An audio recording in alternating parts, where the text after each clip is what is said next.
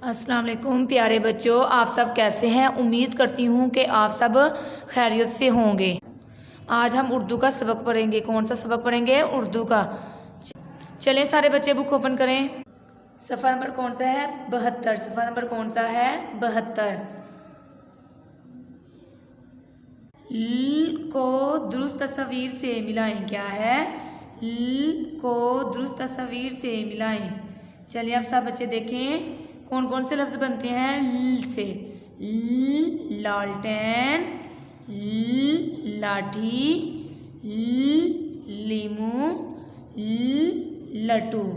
तो ये वाले लफ्ज़ बनते थे ल से। कौन से लफ्ज़ बनते हैं? ये वाले लफ्ज़ ल से बनते हैं। तो अब सब बच्चे देखें नीचे, आपने यहाँ पे इसके ऊपर इस तरह लिखना भी है। क्या करना है?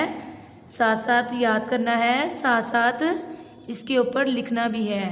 तो ये था आज आपका सबक। ओके स्टूडेंट, अल्लाह हाफिज़।